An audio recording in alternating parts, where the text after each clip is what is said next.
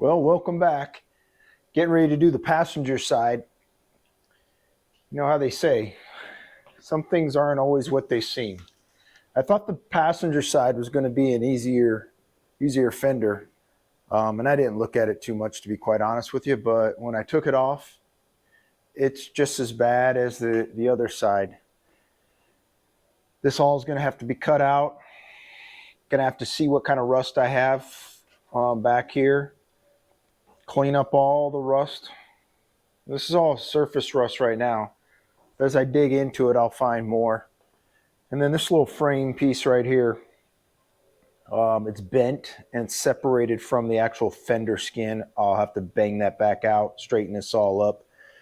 But yeah, so I've got that to deal with. You know, some will say, hey, we'll buy a new fender. And I've thought about it, but then I kind of take joy in trying to keep some things alive. And this is the original fender for as much as I know. So I'm going to patch it, see how it works out. I mean, the easiest thing to do is probably buy another fender, but I didn't do it with that side, and I'm not going to do it with this side. I'm going to work this metal, and it's quite fun. Quite frankly, it's kind of fun too.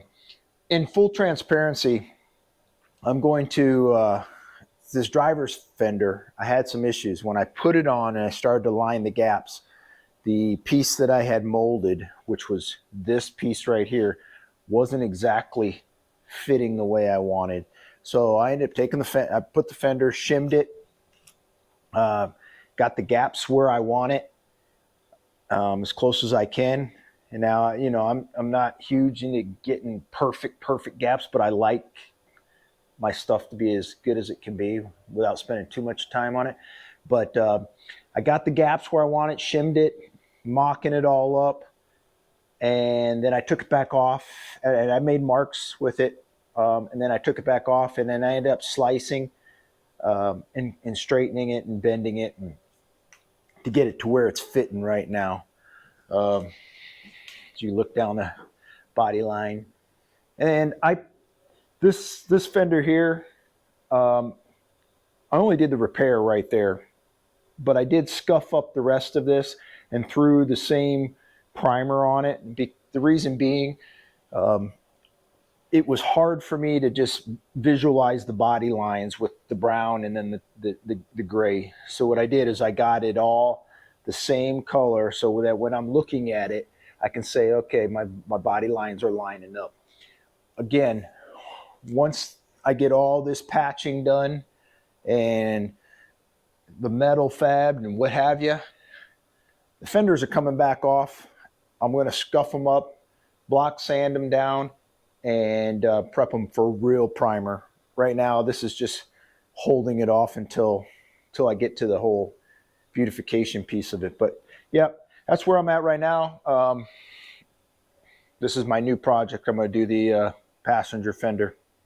All right, guys. All right, I'm back. Didn't take too long at all. So, change of plans. How I was telling you, I like fixing things. I don't like to buy things. But there's a point where your return on investment or it's just too far along. So here's what I'm going to show you this side of it. On the back side, it was dimpled and obviously had looked like mud in it. So I ground it down in a couple of spots. This spot right here, there's probably, I'd say maybe an 1/8 inch, close to a 1/4 inch maybe of mud. It is thick. And it's wavy, so it's dimpled. And because this had been in an accident, it was rippled all along here. It was rippled up here. It's rippled down here. A little dent here, not a big deal. But what is a big deal is all that rippling from it being in an accident or bumper bendered or fender bendered, however you want to say it. A lot of this stuff could be worked out. with like a real metal guy, or if you wanted to spend the time and just really do it. For me, I don't really want to spend the time to do it. So I'm going to flip this over and I'm going to show you the underneath.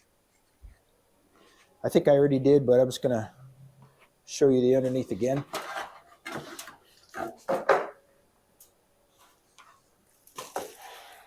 Kind of explain where I'm at. So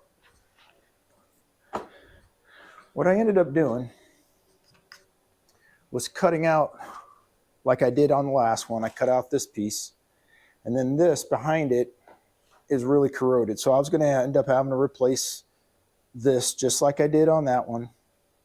And then I was going to have to redo this lip too, especially on this side. This side's not too bad. But then as I go along, every place that there's these little white dots and you run your hand on it, it's rippled and dimpled. Down through here, this is right in front of the look at all this. It's all dimpled. And so when you run your hand over it, it's like it got nailed with a bunch of golf balls or something. Same thing up here. Same thing right here. So as I looked at it, and the more I looked at it, I just determined, you know what, I'm not going to spend so much time trying to fix this, because it's not like a piece of rust in one area or two areas. It actually, when it got hit, it kind of rippled the whole fender. And then what they did was they just jammed a bunch of mud in it.